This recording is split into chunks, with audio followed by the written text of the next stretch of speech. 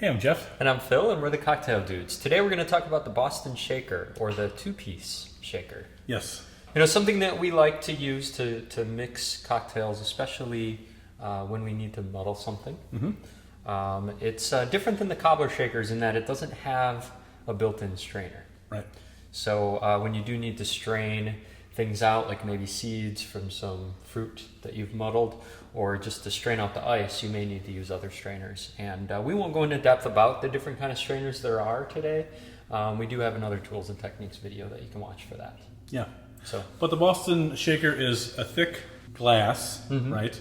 Not your ordinary pint glass, because that'll break in your hand and you'll need stitches. right. And a tin that fits over it snugly, right? Mm-hmm. This is Riesel, R-O-S-L-E, right? Right. This is the brand we like. We buy it though. It's not like we get it for free. We're just like telling you because people are interested. Yeah, that's what we prefer. And if you have a nice Boston Shaker, you put the tin on, 2 quick shakes, and the outer tin seals itself very snugly on the glass, right? Exactly. Because the glass essentially is inert, as opposed to the stainless steel, which is going to contract when it gets cold, right? Exactly. Yep. Yeah. So using this, I mean, if you are muddling, you put whatever you're going to muddle. Usually you'll have a liquid in there, some liquor, and then you'll muddle what you want. You'll add all the other ingredients, and then you can add ice to that. Yep.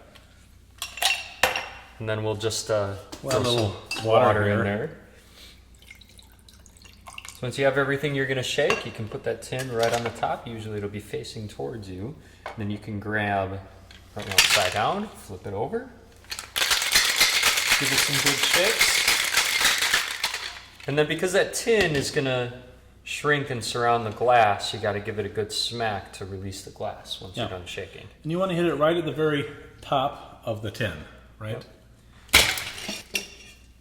And then that lets go of the glass. And then, so you can use a Hawthorne strainer to strain out the ice.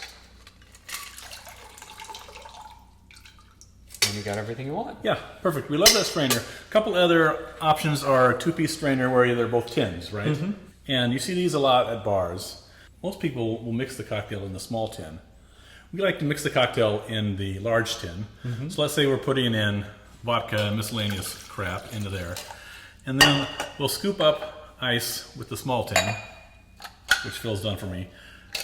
Add that. And this you want to tap a little bit, because these are both metal, so they're going to track at the same amount. Mm-hmm. And then just pick it up and shake it. And when you're shaking, you want to just get in a rhythm and a position that's good for you, right? Mm-hmm. I'm sort of an over-the-ear shaker like this. Yep. I've got big hands, so I can handle it all. Phil's a shoulder shaker. That's right. Mm-hmm. Some people like to shake it on the chest, right? Yep. Whatever is comfortable for you. The idea is to chill the drink fast. Right. Okay.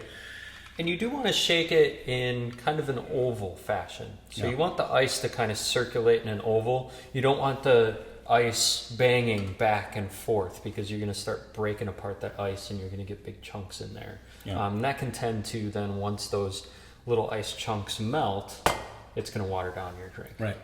And the oval shake is more of a feel than a visual, because it's just very small. You just want that ice sort of going, kind of hugging the edge of the glass as best as you can. Exactly. So you shake that. Again, you hit this, or you can just twist it with your fingers, and then use some sort of strainer to strain it into the serving glass, which of course we don't have here. Another very less common cocktail shaker is the Parisian shaker. It's a 2-piece shaker, and it sort of looks like a cobbler shaker, but there's no built-in strainer. Mm-hmm. So you put your ice and cocktail in there, you shake it, and then use some sort of strainer, Hawthorne or julep strainer. Or you could just, like the cracked egg method, right? Right. Where you just barely open it, keep the ice back, and let the liquid flow into your glass. Exactly. So there's a little bit about Boston shakers. Mm-hmm. All right. Good. You can use the glass if you're stirring as well. Mm-hmm. Very versatile. If you want to learn about the cobbler shaker, the 3-piece shaker, check out our tools and techniques video on that too. Cheers.